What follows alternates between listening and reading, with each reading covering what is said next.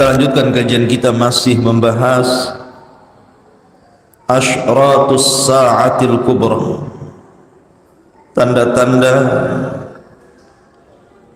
dari tanda-tanda kiamat besar atau tanda-tanda menjelang datangnya kiamat besar. Kita sudah menjelaskan tentang mukaddimah munculnya kiamat besar dengan adanya munculnya seorang imam yang ditunggu-tunggu kaum muslimin, Al-Mahdil Muntadhar Muhammad ibn Abdullah. Kemudian kemarin kita singgung sedikit tentang fitnah yang pertama atau tanda dari tanda-tanda kiamat besar yang pertama, munculnya Dajjal. Dan malam ini kita akan berkenalan dengan Dajjal. Siapa Dajjal ini? Apa sifat-sifatnya? Bagaimana sepak terjangnya? Kenapa Nabi SAW menggolongkan Dajjal ini termasuk fitnah yang paling besar secara mutlak yang ada di permukaan bumi? Bagaimana Dajjal bisa berkuasa selama 40 hari? Siapa para pengikutnya? Dan bagaimana Dajjal bisa dikalahkan dan dibunuh? Inilah yang kita akan bahas 1 jam ke depan. Semoga cukup waktunya. Ma'asyiral muslimin yang dimuliakan Allah Subhanahu wa taala, Nabi SAW bersabda, "Thalathun idza kharajna la yanfa'u nafsan imanuha lam takun amanat min qablu aw kasabat fi imaniha khairan." Kata Nabi SAW, ada 3 perkara. Kalau sampai keluar 3 perkara ini, maka tidak akan bermanfaat setiap jiwa iman yang dibawanya. Bayangkan di sini Nabi SAW mengatakan la yanfa'u nafsa imanuha, tidak akan bermanfaat iman yang dibawanya. Artinya tobat sudah ditutup. Percuma orang kemudian bertobat kepada Allah Subhanahu wa taala karena tidak manfaat imannya. Kemudian Nabi SAW menyebutkan 3 perkara itu. Pertama, tulu'us syamsi min maghribiha. Kalau seandainya matahari terbit dari arah barat. Wad Dajjal, dan juga keluarnya Dajjal. Wadabatul ardi, dan juga keluarnya binatang melata yang keluar dari perut bumi dan bisa bicara. Ini 3 perkara kalau sampai terkumpul, maka iman seseorang tidak bermanfaat lagi.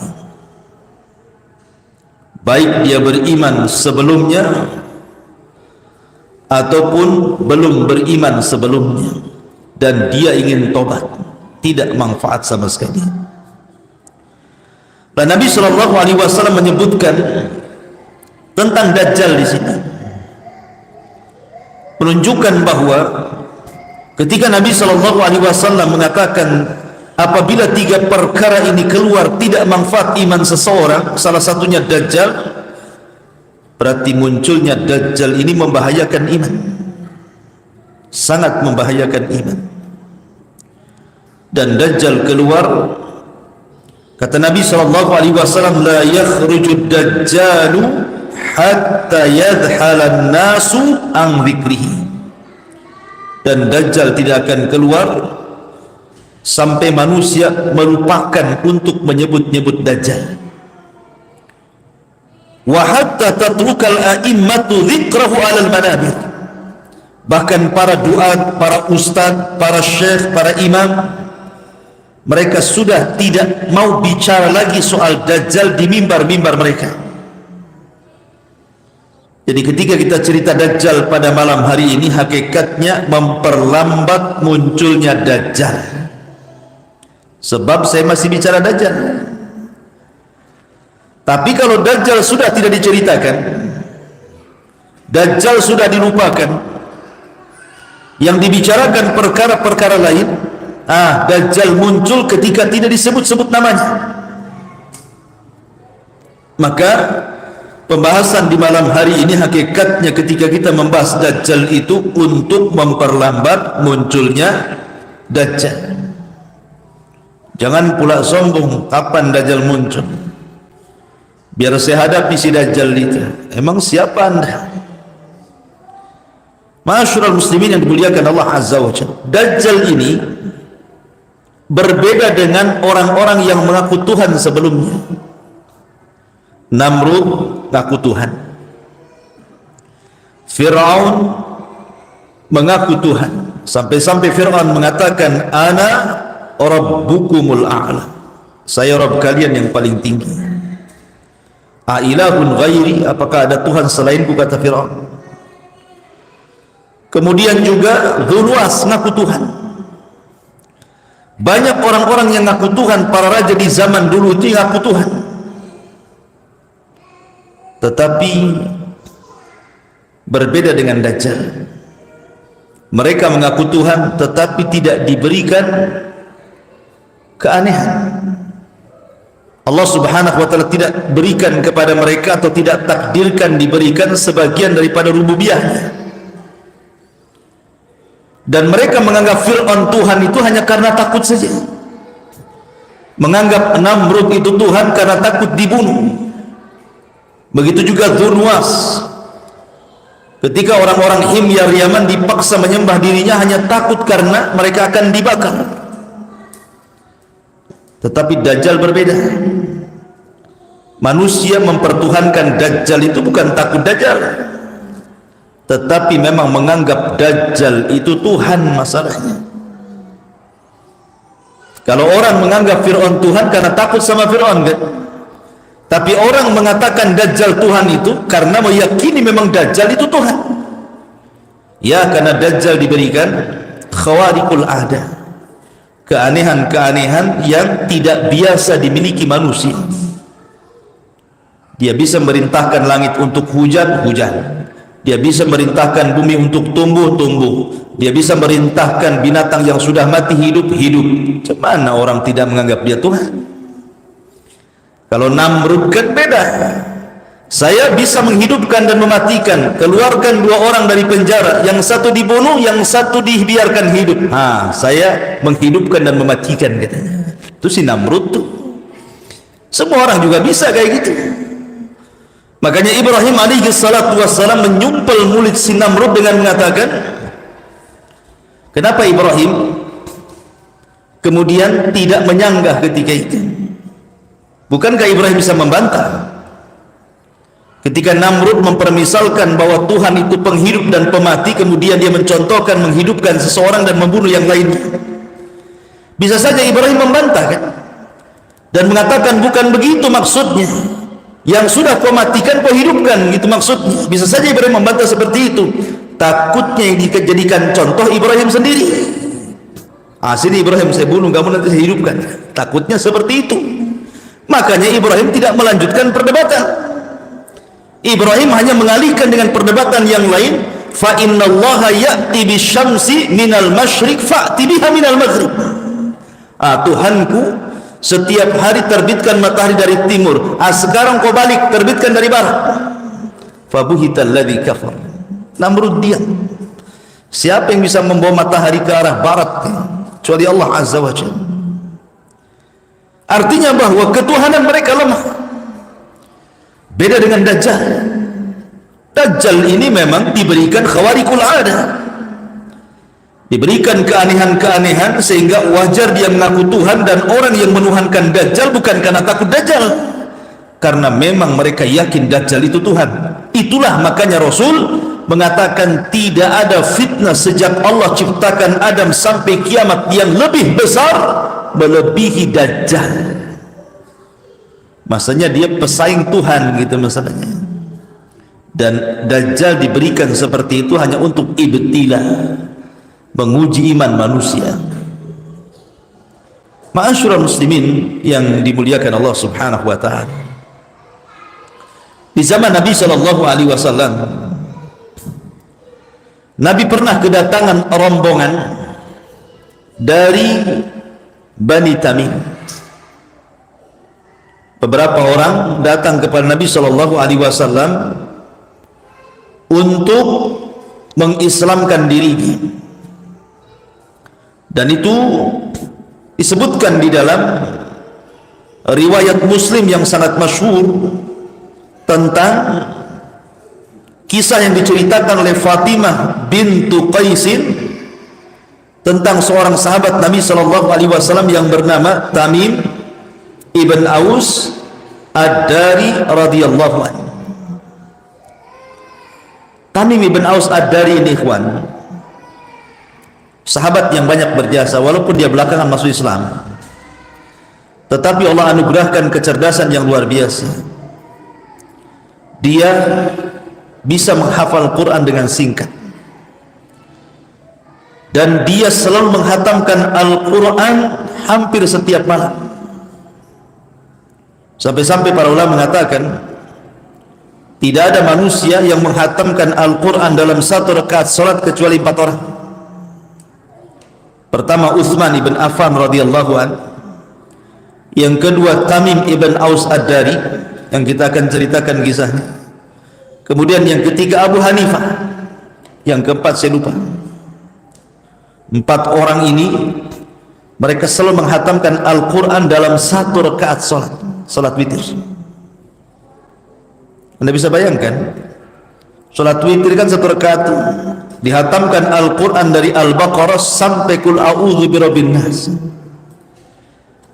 Jangankan 30 juz ya, salat tarawih itu 2 juz saja, besoknya dah asam urat kaki antum. Ndak, males salat di Jabal Uhud kan, lama. Enak di masjid ini yang umum ini, cepat, rakaat kedua kulhu terus kan.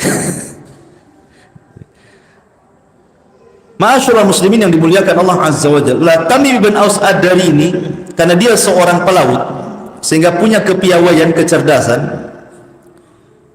Beliaulah yang pertama kali membuat mimbar Nabi. Dulu Rasul kalau khutbah di atas kayu pelepah kurma, akhirnya dibuatkan mimbar oleh Tamim ibn Aus Ad-Dari. Semacam ini mimbar. Kemudian dulu masjid Nabi sallallahu alaihi wasallam gelap, maka dibuatkan oleh Tamim ibn As'ad Ad-Dari ini lampu. Ya mungkin zaman dulu kayak lampu templon, patromak gitu mungkin ya. Macam itulah, masih pakai media minyak gitu. Belum ada listrik lah di zaman itu, apalagi ATB. Ma'asyiral muslimin yang dimuliakan Allah Azza wa Jalla. Jadi banyak jasa Tamim ibn As'ad Ad-Dari. Lah Tamim ibn Aus Ad-Dari kan dulunya seorang Nasrani, dan dia seorang nahkoda kapal, membawa 30 awak kapal, kemudian melaut di tengah laut. Allah takdirkan kapalnya itu diombang-ambing gelombang, wallahu alam apakah lautan yang diarungi oleh Tamim ibn As'ad Ad-Dari ini adalah lautan Yaman ataukah lautan yang ada di Syam, wallahu a'lam. Tidak jelas riwayatnya. Yang jelas bahwa Tamim ibn Aus Ad-Dari terapung di tengah lautan, dipermainkan ombak dan gelombang, akhirnya terhempas kapalnya sampai ke sebuah pulau. Lah ketika itu maka mereka pun pingsan. Ketika mereka sadar, disangkanya mereka sudah mati, rupanya mereka masih hidup. Semua awak kapalnya hidup, 30 orang itu. Lah akhirnya kemudian Tamim bin Ad-Dari, karena dia pemimpinnya, berusaha untuk mencari sesuatu, tetapi di hadapannya hutan belantara. Mereka ingin mencari sesuatu, entah makanan, entah apa gitu ya, buah-buahan dalam hutan itu. masuk ke dalam hutan.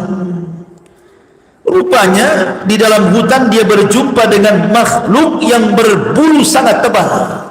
Saking tebalnya bulu itu sampai-sampai Rasul dalam riwayat Muslim itu tidak diketahui mana dubur, mana kubur. Karena banyak bulunya. Ini mana depan, mana belakang nggak tahu nih. Bulu semua. Binatang ini. Kemudian tiba-tiba binatang ini bisa bicara pula. Kemudian orang-orang ini dicegat oleh binatang ini. Kemudian Tamim ibn Aus Ad-Dari dan orang-orang yang mengatakan, wailaki man anti, celaka engkau, siapa kamu? Maka tiba-tiba binatang yang berbulu ini mengatakan, ana jassasah, saya adalah jassasah.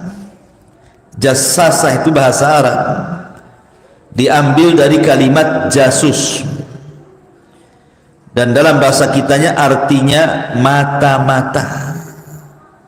Mata-mata dalam bahasa Arab disebut jasus, dalam bahasa kitanya mata-mata. Interpol, tukang cari berita. Mata-mata siapa? Maka ulama mengatakan bahwa jassasa ini adalah mata-matanya Dajjal untuk mencari-cari berita di luar sana. Berjumpa dengan rombongan Tamim ibn Aus Ad-Dari. Ketika ditanya, siapa engkau wahai jassasa? Jassasa tidak mau menjawab, cuman dia mengatakan kepada Tamim ibn Aus Ad-Dari ini, ya ayyuhal qaum, intaliqu ila hadzal rajulul ladzi fid dairi fa innahu ila khabarikum bil ashwa. Kata jassasa pada rombongan Tamim bin Ad-Dari ini, wahai kaum, sebaiknya masuklah kau ke dalam hutan sana. Di dalam hutan itu ada bangunan bekas tempat ibadahnya orang Yahudi. Di situ ada seorang laki-laki yang sudah menunggu kabar kalian dan dia sangat ingin berjumpa dengan kalian. Kagetlah Tamim bin Ad-Dari ini. Dia aja nyasar, tiba-tiba ada orang yang nunggu dan sudah rindu ingin ketemu katanya. Akhirnya kemudian dengan takutnya 30 awal ini mengikuti saran jassasa masuk ke dalam hutan. Rupanya ada dair itu tempat ibadahnya orang-orang Yahudi, semacam, bukan apa namanya, apa kalau ibadahnya Yahudi itu, sinagog. Jadi masuklah ke dalam bangunan yang sudah tua itu. Rupanya dalam bangunan itu ada orang yang sangat besar sekali, besar tinggi sekali. Lehernya dirantai, kakinya dirantai, tangannya dirantai. Kemudian tiba-tiba dia bertanya kepada Tamim ibn Aus Ad-Dari ini, min aina antum, dari mana kalian? Maka kemudian Tamim ibn Aus Ad-Dari mengatakan, nahnu min jaziratil Arab, kami dari jazirah Arab. Kebetulan ada 3 soalan yang ingin saya tanyakan kepada kalian. Dan 3 soalan ini berkaitan dengan tempat-tempat yang ada di Palestina. Berkaitan dengan 3 tempat, semuanya ada di Palestina. Pertama bertanya tentang Buhairah Rahib, atau bahasa kitanya Danau Tiberias. Bahasa Arabnya Buhairah Rahib namanya. Kemudian yang kedua bertanya soal Nakhlu Baisah, kebun kurma Baisah. Dan yang ketiga Ainuz Zughar, mata air Zughar. Dajjal bertanya tentang 3 soalan ini. Pertama tentang Danau Tiberias. Kata Dajjal, masih ada airnya. Kata Tamim ibn Aus Ad-Dari, oh airnya masih penuh. Masyarakat sana masih memanfaatkan air dari Danau Tiberias. Kata Dajjal, sebentar lagi danau itu akan kering. Kemudian Dajjal bertanya soal Nakhlu Baisah, kebun kurma Baisah, apakah masih berbuah? Maka Tamim ibn Aus Ad-Dari mengatakan, luar biasa buahnya, tidak pernah habis, panen terus. Kata Dajjal, sebentar lagi akan mati dengan batang-batangnya. Kemudian bertanya tentang ainuz zughar, mata air zughar, tapi Dajjal tidak menyebutkan akan kering seperti Danau Tiberias. Kenapa? Karena nanti pasukan Dajjal itu mereka akan bermarkas di ainuz zughar di akhir zaman. Makanya tidak dikatakan mengering. Dan sekarang Danau Tiberias sudah jauh mengering. Kemudian juga Kurma Baisan sudah hancur karena sasaran tembaknya Israel ketika menyerang Palestina. Udah nggak ada lagi, 1-2 aja mungkin yang tumbuh kurmanya itu. Artinya bahwa apa yang disabdakan Nabi SAW lewat periwayatan Tamim ibn Aus Ad-Dari dari perkataan Dajjal ini menjadi sebuah kenyataan. Dan yang terakhir, Dajjal bertanya soal Nabi yang diutus, apakah sudah tampak atau tidak. Maka Tamim ibn Aus Ad-Dari mengatakan, ya saya mendengarnya, karena waktu itu Tamim belum masuk Islam, masih Nasrani, tapi dia mendengar ada Nabi yang muncul di Mekah. Makanya ketika Dajjal mengatakan, apakah kalian mendengar soal Nabi yang muncul di Jazirah Arab? Kata Tamim, ya. Hal qatalahu qaumuhu, apakah kaumnya yang memeranginya? Kata Tamim ibn Aus Ad-Dari, kaumnya memerangi dia dan mengusirnya.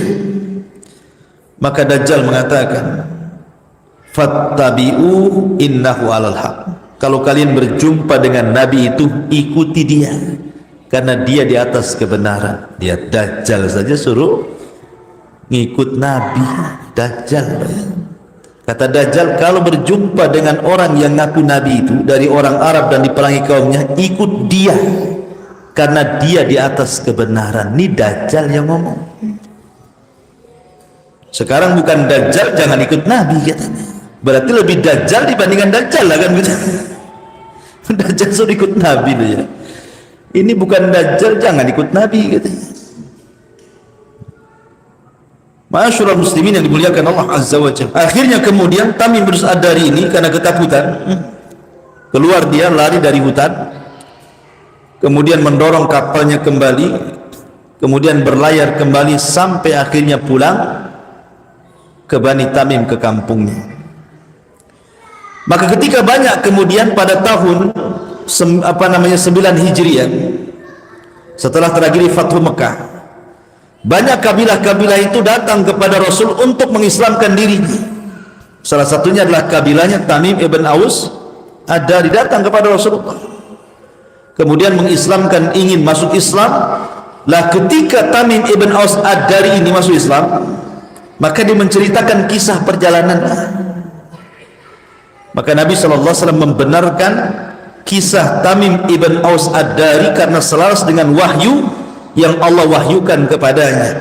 Makanya satu-satunya hadis di mana Nabi mengambil riwayat sahabat, kemudian diriwayatkan oleh Rasul dan diceritakan kepada sahabat yang lain adalah hadisnya Tamim ibn Aus Ad-Dari. Biasanya Rasul bercerita, diambil oleh sahabat ceritanya. Ini enggak sahabat yang bercerita, diambil ceritanya oleh Nabi, diriwayatkan kepada sahabat yang lain. Satu-satunya hadis yang diambil cerita dari sahabat adalah hadis Tamim ibn Aus Ad-Dari. Dan hadis ini sahih karena tercantum dalam Sahih Muslim. Apa yang ingin saya petik dari kisah Tamim ibn Aus Ad-Dari ketika berjumpa dengan Dajjal ini? Bahwa Dajjal itu sudah hidup, sebagaimana Isa juga masih hidup. Dua-duanya disebut Al-Masih. Al-Masihu Isa bin Maryam, Al-Masihu Dajjal. Allahumma inni a'udzubika min adzabi jahannam wa min adzabil qabri wa min fitnatil mahya wal mamat wa min fitnatil masihi Dajjal. Dua-duanya disebut Masih. Isa disebut Al-Masih, Dajjal disebut Al-Masih. Dua-duanya hidup. Isa masih hidup hari ini, dan Isa tidak disalib, Isa tidak dibunuh, Isa itu diangkat ke langit. Wa ma qataluhu wa ma sallabuhu walakin syubbiha lahu bal rafa'ahu Allahu ila sama, kata Allah.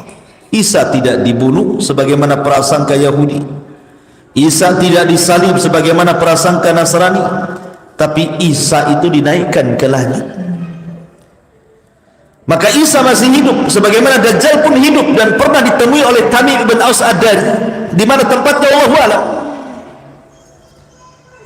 Ada yang kemudian meramal bahwa tempatnya itu di Yaman sana, di sebuah pulau namanya Socotra. Tetapi tidak ada riwayat yang mengatakan Socotra itu pulau Dajjal. Siapa yang mengatakan Socotra pulau Dajjal? Dari mana dia tahu itu pulau Dajjal? Kalau memang tahu pulau Dajjal, sama barat sudah dicari Dajjal, itulah diajak kerjasama. Tapi muncul pula orang-orang yang suka memprediksi akhir zaman, berani-berani yang menentukan sak pulau-pulaunya dia tahu, ibunya dia tahu, pesawat UFO-nya dia tahu, ada di Jogja katanya. La haula wala quwwata illa billah. Masyaallah muslimin yang dimuliakan Allah Azza wa Jalla. Jadi Dajjal itu hidup hari ini sebagaimana Isa juga hidup hari ini, dan Dajjal akan keluar di akhir zaman sebagaimana Isa juga akan keluar di akhir zaman, dan dua orang ini akan berhadap-hadapan, dan Isa akan membunuh Dajjal, karena Dajjal tidak bisa dibunuh kecuali seorang nabi yang membunuhnya. Di zaman Rasul, ketika Nabi SAW selalu menceritakan Dajjal. Jadi antum jangan bosan kalau dengar Dajjal, si Dajjal aja Ustaz nih cerita ini, nggak ada lagi tema katanya. Nabi loh selalu menceritakan Dajjal sampai sahabat tuh ketakutan. Bukan bosan, ketakutan. Kalau kita bosan, Dajjal lagi, Dajjal lagi. Kalau sahabat ini ketakutan, karena Rasul itu selalu bicara Dajjal di mimbar-mimbar Jumat, di mimbar-mimbar perang, saat berduduk-duduk santai di masjid cerita Dajjal, sampai sahabat ini ketakutan. Jadi hatta dhananna annahu fi nakhlil Madinah, sampai sebagian sahabat menyangka bahwa jangan-jangan Dajjal itu sudah ada di kebun kurma kota Madinah. Ketika itu diisukan, karena Nabi SAW menceritakan tentang sifat-sifat Dajjal. Dia itu matanya buta sebelah, kemudian yang sebelahnya lagi yang normalnya itu seperti anggur yang muncul, kemudian di kepalanya tertulis kafaro, kemudian kakinya bengkok, kemudian pendek, keriting, dan begitu seterusnya. Intinya Rasul menceritakan sifat-sifatnya, dan tidak ada nabi yang menceritakan Dajjal sedetail Rasul. Dulu para nabi memperingatkan umatnya akan kemunculan Dajjal. Tidak ada satupun nabi kecuali memperingatkan umatnya tentang Dajjal. Nuh memperingatkan umatnya tentang kemunculan Dajjal. Ibrahim memperingatkan umatnya tentang kemunculan Dajjal. Nabi Saleh memperingatkan umatnya tentang kemunculan Dajjal. Nabi Syuaib, Nabi Musa, Nabi Isa, seluruh para nabi termasuk Nabi SAW. Ma min nabiyyin illa hadzara ummatahu an fitnatid Dajjal, kata Rasul. Tidak ada satupun nabi kecuali memperingatkan umatnya akan munculnya Dajjal. Tapi tidak ada nabi yang sedetail Rasul ketika menceritakan tentang fitnah Dajjal. Detail sekali Rasul itu, sampai ciri-ciri fisiknya, berapa hari dia tinggal, bagaimana dia cara berlari selama 40 hari, dijelaskan semuanya oleh Nabi SAW. Sehingga setiap hari Rasul bercerita Dajjal, akhirnya sahabat ketakutan. Sampai-sampai mereka mengira Dajjal itu jangan-jangan ada di kebun kurma Madinah. Sampai-sampai kabar sampai kepada Rasul tentang anak Yahudi di Madinah itu, di perbatasan kota Madinah. Seorang Yahudi punya anak. Anaknya ini ciri fisiknya 90% mirip dengan Dajjal. Kemudian anak ini terkenal bersuka berkomat kamit dan suka meramal. Maka tersebarlah isu bahwa anak kecil, anak Yahudi ini adalah Dajjal yang akan keluar di akhir zaman. Akhirnya Nabi SAW mengajak para sahabat, Umar, Abu Bakar, Ibnu Umar, Abu Sa'id Al-Khudri, banyak para sahabat diajak Rasul untuk mengintai keberadaan anak kecil Yahudi yang bernama Saf, atau gelarnya Ibnu Sayyad. Saf atau gelarnya Ibnu Sayyad, anak kecil, anak orang Yahudi, tinggal di perbatasan kota Madinah, tinggal di kebun kurma. Jadi Nabi SAW setiap hari mengintip tuh, diintipnya anak kecil itu. Ketika sebagian sahabat melihat anak kecil persis sifatnya seperti yang disabdakan Rasul, sampai Umar berani bersumpah. Umar berani bersumpah, wallahi, kata Umar, dia Dajjal. Disusul dengan anaknya Ibnu Umar, wallahi dia Dajjal. Disusul dengan Abu Sa'id Al-Khudri, wallahi dia Dajjal. Disusul dengan Hafsah, wallahi dia Dajjal. Akhirnya banyak sahabat yang bersumpah dia Dajjal, karena mirip sifat-sifatnya masalahnya. Tapi Rasul tidak mau tergesa-gesa. Nabi SAW ingin betul-betul mencari kepastian dulu, tabayun dulu, betul nggak dia Dajjal. Akhirnya suatu hari Nabi SAW betul-betul menginterogasi anak Yahudi ini, si Saf, anak kecil belum balik, dengan mengatakan, ya Saf, atashhadu anni Rasulullah. Hei Saf, mau enggak kau bersaksi saya adalah utusan Allah? Kata Saf, ya, ashhadu annaka rasulal ummi. Kata Saf, ya, aku bersaksi bahwa engkau adalah Rasul kepada kaum yang buta huruf. Kemudian kata Saf, atashhadu anni Rasulullah. Sekarang balik, maukah kau bersaksi aku juga Rasulullah? Kurang ajar enggak si Saf ini? Ya. Malah dibalik pertanyaan itu tuh. Maka Rasul mengatakan, ihsya falan ta'du wa qadra. Akhirnya Nabi SAW mencoba lagi, karena si Saf ini kan suka komat kamit membaca mantra. Ya, Nabi SAW ketika itu turun surah Ad-Dukhan, dan wahyu kalau turun langsung disimpan di dada Nabi. Maka Rasul ingin menebak surat yang baru turun di dada Rasul kepada Ibnu Sayyad atau Saf ini. Ya Saf, inni khaba'tu laka khab'at. Wahai Saf, di dadaku ada beberapa kalimat, coba tebak kalimat apa.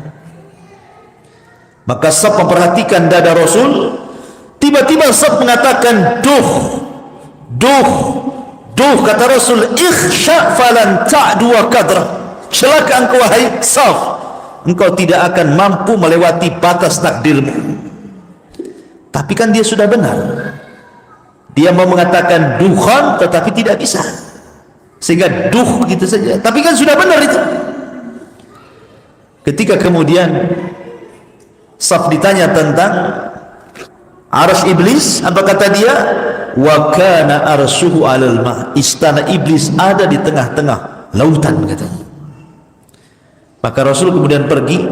Di lain waktu Rasul ingin menyelidiki kembali, tetapi keburu ketahuan oleh ibunya. Langsung dipanggil, ya Saf, inna Muhammadan qad Muhammad sudah datang. Lari si Saf ini ke belakang pundak ibu. Kata Rasul, kalau seandainya ibunya tidak memanggilnya, tentu kenyataan si Saf ini akan terbongkar, apakah dia Dajjal ataukah bukan Dajjal. Tetapi pendapat yang kuat bahwa Ibnu Sayyad ataupun Saf dia bukan Dajjal. Ya, mungkin Dajjal dari Dajjal kecil, tapi bukan Dajjal besar yang akan keluar di akhir zaman. Ada beberapa alasan disebutkan para ulama. Satu, karena si Saf ini setelah besar, setelah dewasa, kemudian dia menikah, punya anak. Sementara Dajjal itu akid, mandul, tidak punya anak. Yang kedua, Saf atau Ibnu Sayyad ini belakangan masuk Islam, sementara Dajjal di dahinya saja kafara. Semana dia masuk Islam. Yang ketiga, si Saf ini keluar masuk kota Madinah. Dajjal nggak bisa masuk kota Madinah, apalagi kota Mekah. Masalahnya banyak para sahabat yang bersumpah si Saf ini Dajjal. Salah satunya Abu Sa'id Al-Khudri. Jadi suatu ketika Saf sudah dewasa, dia ingin pergi haji bersama sahabat-sahabat Nabi di kota Madinah. Berangkatlah rombongan sahabat ini. Rupanya si Saf ini telah dia ketinggalan rombongan. Ketika ketinggalan rombongan, rupanya ada juga yang ketinggalan rombongan, Abu Sa'id Al-Khudri. Sama-sama ketinggalan rombongan. Saf ketinggalan rombongan, kemudian Abu Sa'id Al-Khudri juga ketinggalan rombongan. Lah, Abu Sa'id Al-Khudri adalah sahabat yang bersumpah bahwa si Saf ini adalah Dajjal. Jadi ketika si Saf ini capek, maka dia pun istirahat di sebuah pohon, berlindung di situ. Lewatlah Abu Sa'id Al-Khudri, dipanggil, ya Abu Sa'id, kemari istirahat. Abu Sa'id mengatakan, Dajjal, masa nggak mungkin saya istirahat sama Dajjal kan gitu. Tetapi karena kelelahan juga masalahnya, terpaksalah Abu Sa'id Al-Khudri ikut istirahat tapi menjauh, jaga jarak, ikut protokol kesehatan, jaga jarak, nggak mau dekat-dekat. Masalahnya dia bersumpah bahwa dia Dajjal, tahu-tahu kok bersebelahan pula kan itu. Akhirnya si Saf ini menawarkan makanan baik, dia menawarkan makanan, minuman, tapi tidak mau disentuh oleh Abu Sa'id Al-Khudri itu, karena dia orang yang bersumpah dia Dajjal, tidak mungkin bisa dikasih makan, nanti dikasih makan racun pula. Akhirnya kata Saf, ya Abu Sa'id, saya ini sedih. Kenapa orang-orang itu menuduh saya Dajjal? Dajjal kan mandul, saya banyak anak. Dajjal kan kafir, saya masuk Islam. Dajjal kan tidak masuk kota Madinah dan Mekah, saya bolak-balik kota Madinah Mekah. Ketika itu Abu Sa'id Al-Khudri lembut hatinya. Iya juga ya, kalau dia Dajjal mestinya kafir, masalahnya endingnya enggak enak. Kata Safia, Abu Sa'id, tapi kalau kamu ingin tahu di mana Dajjal, aku tahu tempatnya. Wow, dengar kalimat yang terakhir ini, langsung ambil barang-barangnya Abu Sa'id Al-Khudri, ngacir dia, ditinggalkannya Ibnu Sayyid ini. Yang gak enak endingnya, tadinya sudah kasihan tuh. Iya juga ya, betul juga si Saf ini, masa dia Dajjal. Pas dia ngomong, tapi kalau engkau wahai Abu Sa'id ingin tahu di mana tempat dan posisi Dajjal, ku kasih tahu katanya. Takutlah Abu Sa'id, ambil tas lari dia. Masyarul muslimin yang dimuliakan Allah Azza wa Jalla. Tetapi ini masalah khilaf. Ada yang mengatakan bahwa karena masalahnya Ibnu Sayyid ini ketika perang di zaman Khalifah Yazid bin Muawiyah, kemudian jasadnya tidak ditemukan. Dia perang bersama kaum muslimin, tapi jasadnya tidak ditemukan. Hilang kemana, entah berantah hilang. Lah dari sinilah karena tidak ditemukan jasadnya saat peperangan, sehingga menjadi khilaf para ulama apakah dia bersembunyi di sebuah hutan di mana nanti akan keluar di akhir zaman, ataukah dia sudah meninggal layaknya manusia, tidak lewat 100 tahun pasti meninggal dunia. Dua hadis Nabi SAW yang ada erat kaitan dengan kisah Dajjal. Pertama hadis Tamim ibn Aus Ad-Dari radhiyallahu anhu. Kemudian yang kedua hadis yang bercerita tentang Saf ataupun Ibnu Sayyid, dan sahabat sampai ada yang bersumpah bahwa Ibnu Sayyid adalah Dajjal. Dua hadis ini menerangkan kepada kita tentang adanya Dajjal, dan kita wajib beriman kepada Allah bahwa suatu ketika Dajjal ini akan keluar dan akan membawa fitnah. Disebutkan oleh para ulama tentang fitnah-fitnah yang akan berlaku ketika Dajjal ini keluar. Tetapi ma'asyiral muslimin, sehebat apapun Dajjal, sampai-sampai Allah Subhanahu wa taala anugerahkan rububiyah, sebagian kecil rububiyah Allah Azza wa Jalla, di mana Dajjal memerintahkan langit hujan, maka langit pun hujan. Ketika Dajjal memerintahkan bumi untuk tumbuh, maka bumi pun akan tumbuh hijau. Ketika Dajjal memerintahkan orang yang mati hidup, maka akan hidup walaupun yang hidup itu syaitan. Walaupun Dajjal sehebat itu, dan tidak ada raja dari raja-raja yang pernah mengaku Tuhan mampu melakukan seperti Dajjal. Bahkan kalau seandainya seluruh tukang-tukang sihir di dunia kemudian mereka berkumpul, maka kekuatan Dajjal menjangkau seluruh tukang sihir yang ada di dunia. Tetapi Allah Subhanahu wa taala hendak menghinakan Dajjal, bahwa Dajjal tetaplah Dajjal. Walaupun Dajjal sesakti itu, tetapi dia tidak bisa menyembuhkan matanya yang buta. Mata Dajjal itu kan buta sebelah. Makanya disebutkan oleh Rasul sallallahu alaihi wasallam, inna rabbaka laisa bi'aqwa, sesungguhnya Rabb kalian tidak buta sebelah, tapi Dajjal adalah buta sebelah. Dan yang sebelahnya yang tidak buta itu seperti buah anggur yang keluar. Artinya Dajjal itu jelek. Tetapi sesakti apapun Dajjal, dia tidak bisa menyembuhkan matanya. Dia bisa mengatakan kepada langit hujan, hujan. Dia bisa mengatakan kepada bumi tumbuh, tumbuh. Tetapi dia tidak bisa mengobati matanya sendiri. Kenapa Allah Subhanahu wa ta'ala tidak berikan kepada Dajjal itu mampu mengobati matanya sendiri sehingga menjadi normal seperti kita? Karena Allah Subhanahu wa ta'ala ingin membedakan orang-orang yang mengaku Tuhan. Dajjal tetaplah Dajjal. Dia orang yang jelek, yang buruk, yang busuk, yang Allah Subhanahu wa ta'ala kirimkan untuk ibtila, menguji iman manusia. Ataupun Dajjal tidak sanggup menghapus kalimat kafir di dahinya. Bukankah salah satu alamat Dajjal itu ada tulisan kafarah di dahinya, di antara dua matanya ada tulisan kafir. Yaqra'uha, bisa dibaca qari atau ghair qari, baik dia bisa membaca atau yang tidak bisa membaca. Dia bisa membaca di antara kedua mata Dajjal itu ada tulisan kafir, tapi Dajjal tidak bisa menghapus tulisan itu di dahinya. Kenapa? Karena Allah Subhanahu wa ta'ala ingin menghinakan bahwa siapapun yang mengaku dirinya Tuhan, dia bukan Tuhan karena masih punya kekurangan. Lihat Dajjal. Atau mungkin menyembuhkan kedua kakinya.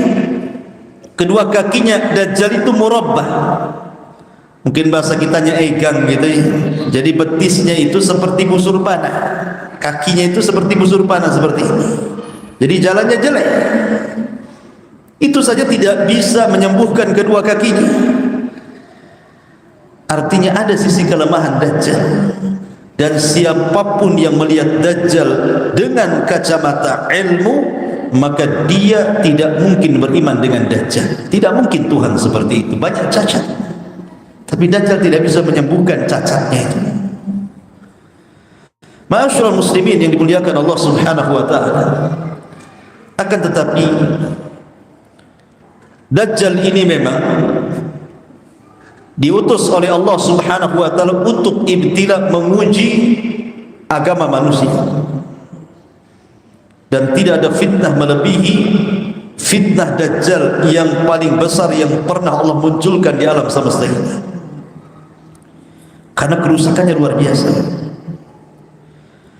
Maka malam ini kita akan rinci siapa para pengikut Dajjal dulu, apa fitnahnya, apa kerusakannya, kemudian bagaimana caranya kita menghindar dari Dajjal ini, dan bagaimana Dajjal wafatnya atau meninggalnya atau matinya atau kasarnya mampusnya gitu. Sebab kalau meninggal terlalu sopan atau Dajjal itu. Ma'asyiral muslimin yang dimuliakan Allah Subhanahu wa taala, pengikut Dajjal yang pertama adalah orang-orang Yahudi. Orang-orang Yahudi adalah para pengikut Dajjal. Karena bagi Yahudi, Dajjal itu seperti Imam Mahdi dalam Islam. Mereka menunggu-nunggu kemunculannya. Mereka tidak mengatakan Dajjal, tapi mereka menyebutnya dengan Mesias, penyelamat. Itu keyakinan orang Yahudi. Makanya Allah Subhanahu wa Rasul sallallahu alaihi wasallam bersabda dalam sebuah hadis dari Anas bin Malik radhiyallahu anhu, kata Nabi sallallahu alaihi wasallam, yatba'ud dajjalu min yahudi Asfahan sab'una alfan alaihimut tayalis. Kata Nabi sallallahu alaihi wasallam, Dajjal itu akan diikuti orang-orang Yahudi, pertama kali Yahudi Asfahan. Di mana Asfahan? Asfahan itu di Irak. Makanya sering saya ulang-ulang, Dajjal ini muncul di negeri yang mayoritas orang-orang Syiah berada, dan akan mati di negeri yang mayoritas orang-orang Yahudi berada. Muncul di negeri orang-orang Syiah dan mati di negeri orang-orang Yahudi. Seolah-olah antara Syiah dengan Yahudi itu ada komunikasi, ada hubung kait, ada korelasi dari kemunculan sampai matinya Dajjal. Maka tidak pernah kita mengakui tentang ajaran Syiah itu bagian dari Islam. Maksudnya Syiah di sinilah Syiah Rafidhah, Syiah yang mencela para sahabat Nabi sallallahu alaihi wasallam, yang mengkafirkan Abu Bakar, Umar dan juga Utsman. Kata Nabi sallallahu alaihi wasallam, Dajjal akan diikuti oleh orang-orang Yahudi Asfahan Irak. Berapa jumlahnya? Sab'una alfa, 70.000 tentara Yahudi Asfahan akan ikut di belakang Dajjal. Dan ini tentara pertama yang akan menjadi kekuatan Dajjal untuk merusak bumi. Makanya ma'asyiral muslimin yang dimuliakan Allah Subhanahu wa taala, ketika kita berkisah sedikit tentang Palestina, kenapa orang-orang Yahudi itu mereka bersikeras untuk menguasai Palestina, sejengkal demi sejengkal, sehasta demi sehasta, sekilo demi sekilo, semil demi semil, dan akhirnya menguasai sebagian besar negeri Palestina. Bahkan anehnya, yang mereka kuasai adalah daerah-daerah yang dianggap suci seperti Baitul Maqdis. Betul-betul mereka kuasai. Karena ada sebuah keyakinan yang menurut kita kaum muslimin, keyakinan itu direkayasa. Karena keyakinan itu hanya propaganda, tidak ada kenyataannya, hanya ingin mencaplok sebuah daerah, kemudian membuat alasan atas nama agama Yahudi, di mana mereka mengatakan kenapa kami harus menguasai Baitul Maqdis, karena di Masjidil Aqsa itu di bawahnya ada haikal Sulaiman. Disebut haikal itu artinya pondasi. Pondasi Masjid Al-Aqsa itu disebut haikal. Mereka mencari haikal ini. Dan sampai hari ini sudah berapa ratus tahun orang Yahudi itu menggali situs tentang haikal Sulaiman. Sampai hari ini tidak didapati sedikit pun pondasinya, nggak didapati. Sehingga orang-orang Yahudi sendiri berselisih pendapat tentang letak haikal Sulaiman. Sementara bagi kita tidak ada yang namanya Haikal Sulaiman, karena yang membangun Masjidil Aqsa itu bukan Sulaiman. Yang membangun Masjidil Aqsa itu adalah Nabiullah Adam alaihi salatu wassalam. Ketika Adam membangun Masjidil Haram, 40 tahun setelahnya Adam membangun Masjidil Aqsa. Jadi jarak pembangunan Masjidil Haram ke Masjidil Aqsa itu 40 tahun. Kemudian dua-duanya roboh, diperbaharui orang setelahnya dan diperbaharui orang setelahnya sampai di zaman Ibrahim dan sampai di zaman Sulaiman. Ibrahim meninggikan Masjidil Haram dan Sulaiman meninggikan bangunan Masjidil Aqsa. Pondasinya sudah ada, bukan Sulaiman yang membangun haikal itu, sehingga tidak ada yang namanya Haikal Sulaiman itu. Sampai kiamat mereka tidak akan mampu untuk menemukan haikal itu. Kemudian mereka memiliki alasan, kalau seandainya haikal itu ditemukan, pondasi Masjidil Aqsa itu ditemukan, maka mereka akan merobohkan Masjidil Aqsa yang sekarang, kemudian akan membangun bangunan Masjidil Aqsa di atas pondasi Haikal Sulaiman yang kecil itu. Bukan tidak ada alasan bagi orang Yahudi kenapa mereka sampai punya keyakinan seperti itu. Dan hari ini Masjidil Aqsa itu tidak bisa menampung orang ramai. Kenapa? Karena di bawah masjid itu sudah banyak terowongan, banyak galian ke sana kemari, sehingga kapasitas masjid itu tidak bisa banyak-banyak. Kalau sempat penuh bisa ambruk. Orang-orang Yahudi berkeyakinan bahwa apabila Haikal Sulaiman terbangun, kemudian pondasi Masjidil Aqsa yang sekarang dirobohkan, kemudian mereka akan membangun di atas Haikal Sulaiman, maka akan datang penyelamat mereka. Karena syaratnya datangnya penyelamat mereka itu ketika Haikal Sulaiman ditemukan, kemudian bangunannya didirikan. Disitulah Matius mereka, penolong mereka akan datang. Yang dimaksud kita adalah Dajjal. Ma'asyiral muslimin yang dimuliakan Allah Azza wa Jalla. Makanya keyakinan orang Yahudi itu terus tertanam. Dan sekarang di Iran, menurut penelitian di Asfahan, di sebuah kota Asfahan di Iran, itu sudah banyak orang-orang Yahudi yang tinggal di situ, dan jumlahnya ribuan. Maka ini bagian daripada pembenaran sabda Nabi sallallahu alaihi wasallam, bahwa kelak Dajjal ini akan diikuti oleh 70.000 Yahudi Asfahan lengkap dengan Tayalis. Tayalis itu atribut keyahudian. Atribut keyahudian dengan serbannya, dengan pakaian khasnya. Untuk tahu kan pakaian khasnya Yahudi yang hitam-hitam itu, itulah disebut Tayalis. Mereka lengkap dengan Tayalis itu, dengan atribut itu, dan mereka menunggu kedatangan Dajjal.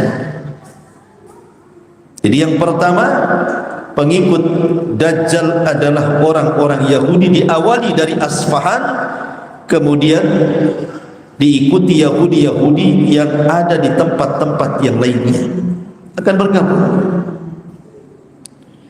Ma'asyiral muslimin yang dimuliakan Allah Subhanahu wa taala. Yang kedua, pengikut Dajjal adalah atba'uhu al-kuffaru wal munafiqun. Secara umum orang-orang kafir, dan secara khusus orang-orang munafik. Dan itu disebutkan dalam sebuah hadis yang dikeluarkan Imam Muslim dari Anas ibn Malik radhiyallahu anhu, anna an-nabiy sallallahu alaihi wasallam qala laisa min baladin illa sayata'uhu dajjal illa Makkah wal Madinah wa laysa naqabun min aqabiha illa 'alaiha al-malaikatu hafina tahrusuha fayanzilu bisabghah fatarjiful madinatu bi ahliha thalatha rajafat yakhruju ilaihi minha kullu kafirin wa munafiqin. Apa kata Nabi dalam hadis yang dikeluarkan Anas ibn Malik radhiyallahu anhu dari hadis Bukhari?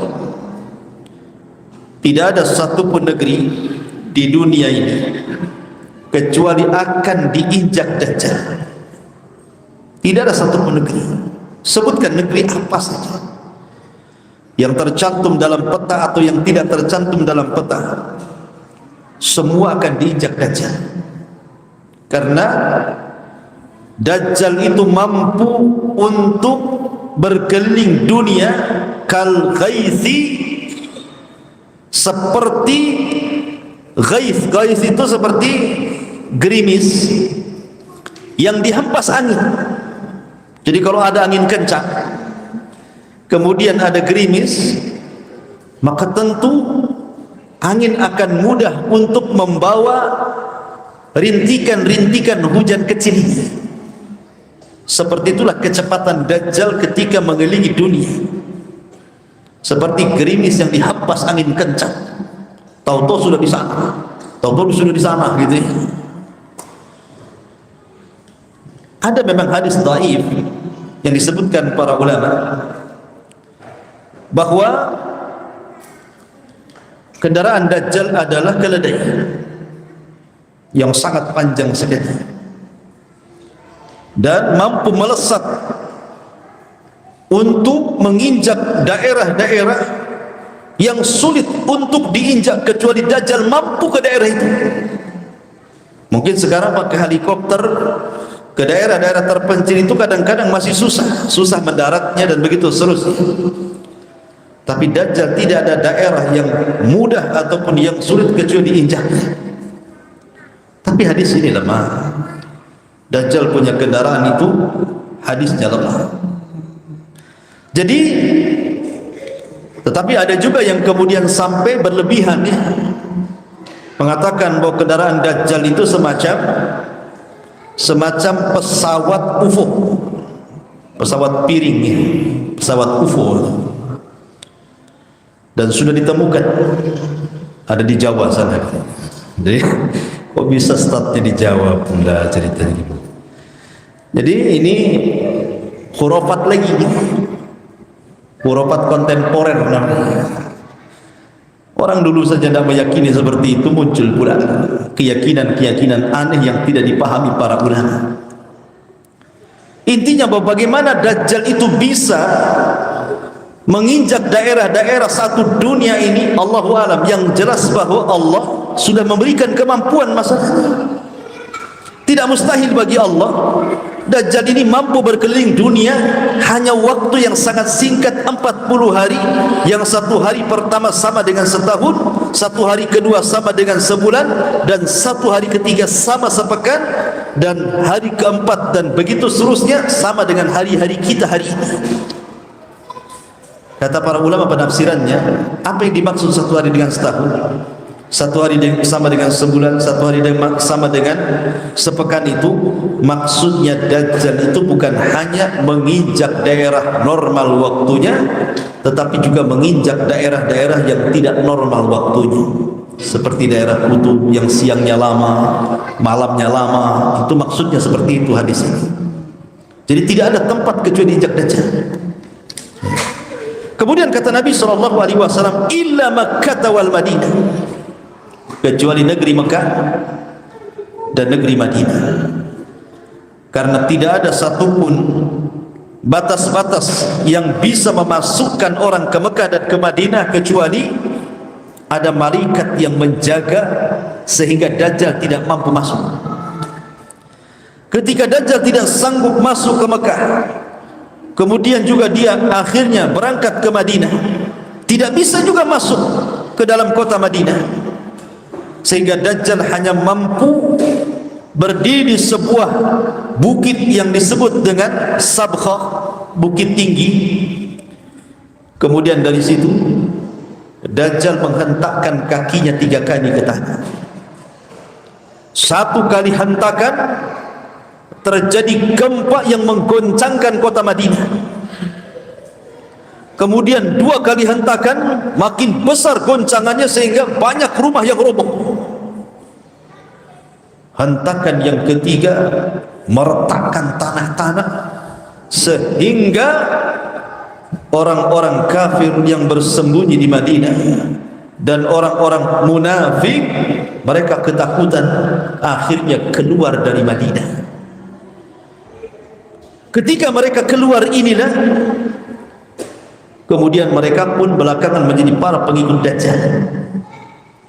Karena kalau sudah berjumpa dengan Dajjal itu jarang yang selamat, pasti akan menjadi pengikut Dajjal. Ini yang kedua. Yang ketiga, para pengikut Dajjal adalah min jahalatil a'rab, dari orang-orang Arab yang jahil.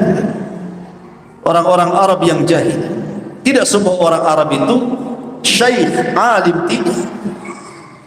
Sana ada orang Badui juga, lebih cerdas antum daripada Badui. Badui itu baca Quran aja dah tahu. Teriak-teriak. Orang yang depan kalau ngomong teriak orang Badui. Nah, kalau suka teriak-teriak Badui itu. Orang ini kalau ngobrol lagi teriak-teriak. Badui, tidak berpendidikan. Lah orang-orang Arab jahil ini kebanyakan mereka akan jadi pengikut Dajjal.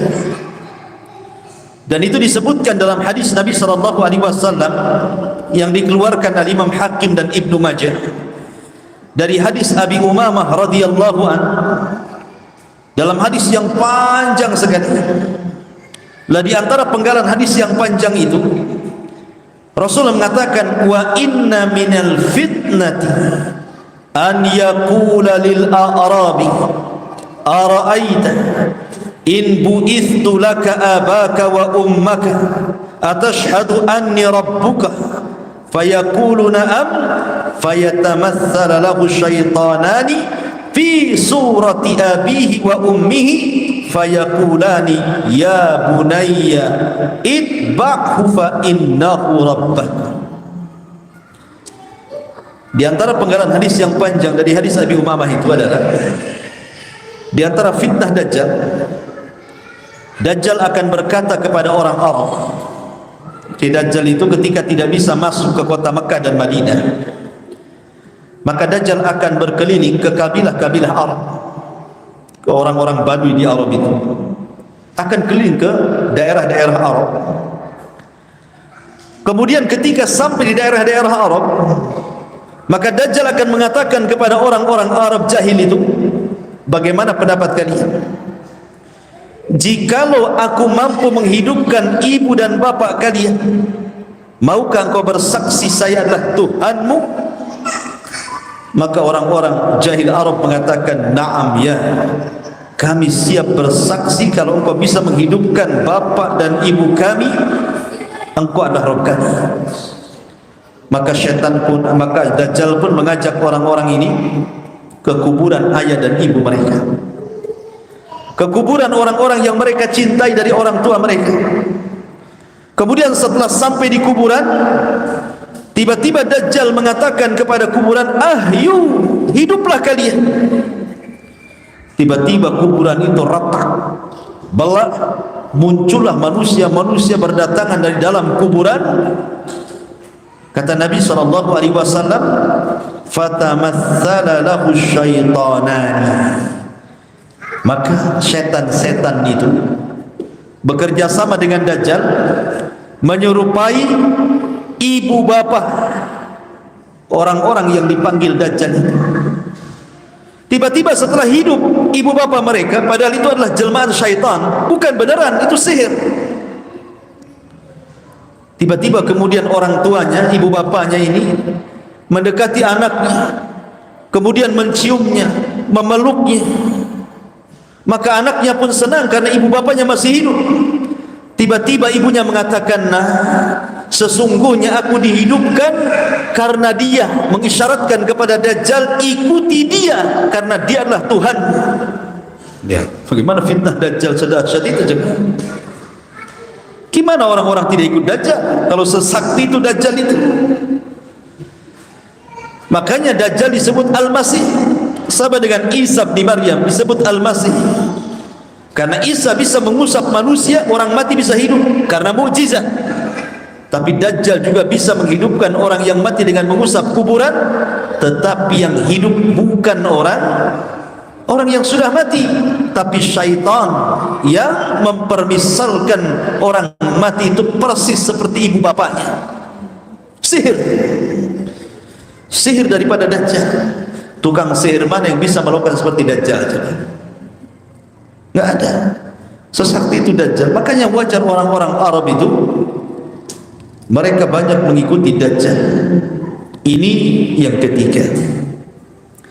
Yang keempat, para pengikut Dajjal adalah kaumun wujuhuhum kalmijanil mut'arakati, sebuah kaum yang wajah mereka persis seperti perisai perang, bulat-bulat wajah.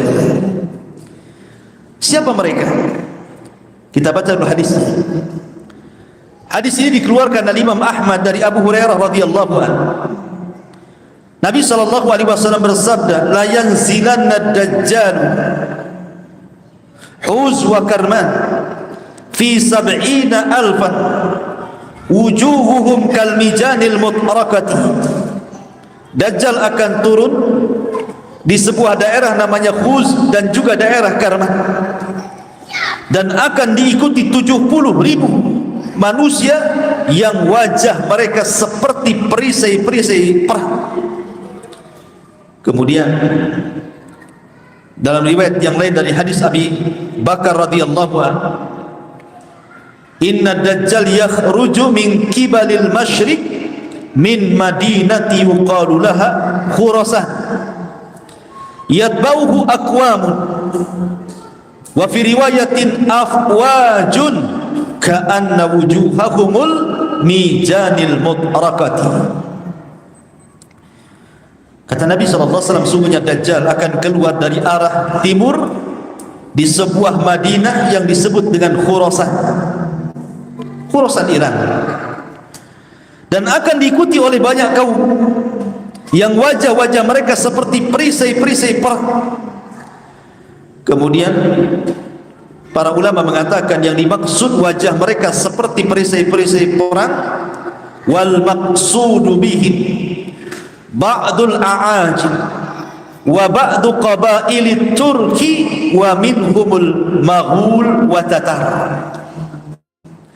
Kata para ulama, yang dimaksud para pengikut Dajjal yang wajah mereka seperti perisai perang itu, mereka orang-orang asing, artinya bukan Arab kayak kita gini. Kita ini disebut orang non Arab namanya. Jadi para pengikut Dajjal itu orang seperti kita ini. Kemudian sebagian kabilah dari Turk. Turk itu bukan Turki, bukan. Turk itu disyaratkan kepada Mongolia ataupun Tatar yang pernah menyerang Baghdad atas kerjasama Ibnu Alqamah, seorang Syiah, sehingga banyak khulafa Abbasiyah terbunuh, bahkan ribuan jiwa kaum muslimin dibantai oleh Tatar dan bisa digulingkan di zaman Syekhul Islam Ibnu Taimiyah.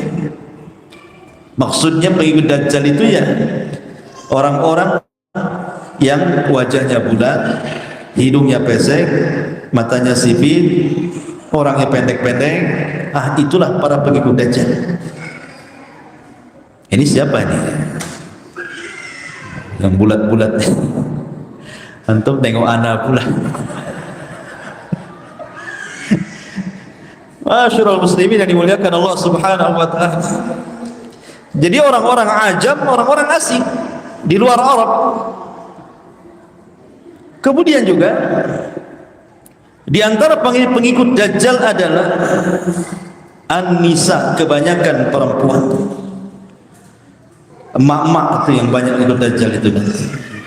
Dibandingkan laki-laki, banyak perempuan yang ikut Dajjal itu. Dan itu berdasarkan hadis, baik secara umum bahwa para wanita itu paling banyak penghuni neraka kan, itu secara umum.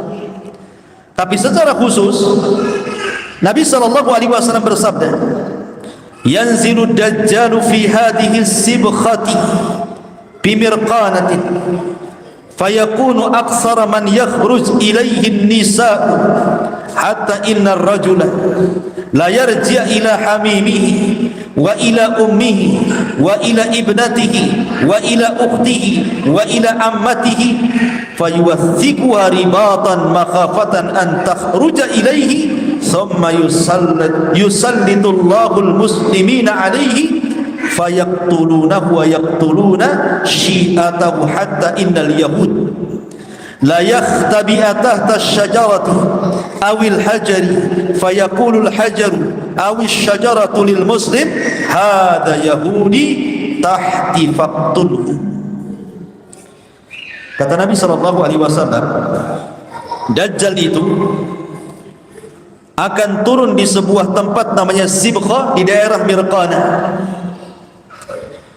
Maka disitulah kebanyakan wanita-wanita akan menjadi pengikut Dajjal. Apa alasannya?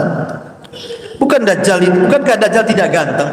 Kecuali Dajjal itu tampan, ganteng, steril, jalannya bagus. Dajjal ini sudah buta, ya kan? Buta sebelah. Yang melihat saja mata yang warasnya aja nonjol, kayak anggur. Itu yang warasnya itu nonjol kayak anggur. Kemudian tulisan kafir. Kemudian jalannya bengkok. Kemudian pendek, keriting, kriwel. Kenapa perempuan suka dengan Dajjal? Kalah tuh. Ya. Bukan masalah itu. Karena wanita ini terkadang, apalagi wanita di zaman sekarang, tidak melihat gantengnya laki-laki. Kebanyakan wanita zaman sekarang, apalagi sudah pernah menikah, ya sudah agak sedikit tua gitu, 30 tahun ke atas, yang dipandang itu bukan paras tampan, tapi yang dipandang itu harta yang dibawa antum itu. Coba antum ke desa, bawa mobil yang bagus sekali, bawa uang sekoper gitu ya, nggak lihat antum, lihat kopernya itu, lihat mobilnya. Makanya seandainya perempuan itu memilih dua laki-laki, yang satu tampan tetapi banyak hutang, yang satu kurang tampan tapi kaya raya, kalau kau jadi istriku sebulan aku kasih 100 juta, saya yakin wanita akan memilih yang kedua dibandingkan yang pertama. Apalah modal ganteng aja gitu, sana kemari dicari di kolektor katanya. Ya, karena memang perempuan itu fitrahnya ke situ. Beda dengan laki-laki, terbalik kalau laki-laki itu. Terbalik, ada perempuan kurang cantik, hitam, gemuk, kaya. Tapi yang satunya cantik, modelnya luar biasa. Pasti antum milih yang cantik. Gak mungkin milih yang kaya. Gak mungkin. Pasti milih yang cantik. Kaya itu nomor berapa laki-laki itu? Karena laki-laki itu tidak pernah perhatian. Jangankan lagi soal harta, baju yang dipakai seminggu gak diganti-ganti kalau laki-laki itu. Itu baju sholat, baju kerja, baju jalan, baju olahraga. Satu. Kalau perempuan kan nggak bisa kayak gitu, baju tidur lain, baju nyuci lain, baju arisan lain, baju semua lain. Lah Dajjal itu sanggup memberikan kebutuhan wanita. Komoditas merek apa? Saya kasih. Sepatu merek apa? Mau model seperti apa? Mau emas berapa kilo? Semua ada. Makanya gimana wanita tidak ikut Dajjal, sementara janji-janjinya adalah dunia dan kenikmatannya. Dajjal bisa mengatakan kepada bumi, ukhruji kunuzak, keluarkan pembenaran bumi, keluar emas, jamrud, macam-macam ya. Kalau kita keluar singkong, nggak akan keluar. Jangankan emas, singkong aja nggak keluar. Karena tidak punya kesaktian seperti Dajjal. Itulah yang menjadikan kenapa kaum Hawa lebih banyak jadi pengikut Dajjal dibandingkan kaum laki-laki. Makanya kata Nabi SAW, saking khawatirnya Dajjal itu menguasai kaum wanita, wa inna rajul, sampai seorang laki-laki bergegas ke rumahnya mencari istrinya, mencari anak perempuannya, mencari bibinya, mencari ibunya, mencari ibu mertuanya. Pokoknya yang namanya perempuan dicari semuanya, itu keluarganya. Kemudian dia pun mengikat dengan rantai agar jangan sampai keluar rumah berjumpa dengan Dajjal. Seperti itu di akhir zaman antum menjaga istri antum, sampai dirantai padahal enggak gila. Biasanya kalau dirantai itu kan orang gila, biasa dipasung kan. Nanti di akhir zaman wanita-wanita waras dipasung semua sama laki-laki itu. Kenapa? Dikhawatirkan keluar jadi pengikut Dajjal. Tapi nanti jangan dipasung sekarang, Dajjal belum keluar. Mana istri antum? Kurung di rumah, dikeluar, takut ketemu Dajjal kan? Dajjalnya nanti belum keluar, nanti di akhir zaman. Sekarang bolehlah ke pasar sini belanja, ya. Masyarul muslimin yang dimuliakan Allah Azza wa Jalla, ini pengikut-pengikut Dajjal, orang Yahudi, orang kafir, orang munafik, orang-orang asing dari kalangan Asia, kemudian juga orang-orang Arab jahil, dan juga kaum wanita. Ini semua adalah fitnah-fitnah terbesar bagi kita kaum muslimin, karena pengikut sebanyak itu macam mana ngelawannya? Coba, hampir semua daerah dikuasai Dajjal. Arabnya ikut Dajjal, Yahudinya ikut Dajjal, Asianya ikut Dajjal. Kita mau ngelawan kemana sebanyak itu? Makanya pasukan Dajjal tidak bisa dikalahkan oleh pasukan Imam Mahdi. Padahal Imam Mahdi sudah menguasai peperangan dalam Al-Hamatul Kubra, perang Mahdasyah. Tapi ketika berperang melawan Dajjal tidak sanggup, saking banyaknya pengikut Dajjal itu.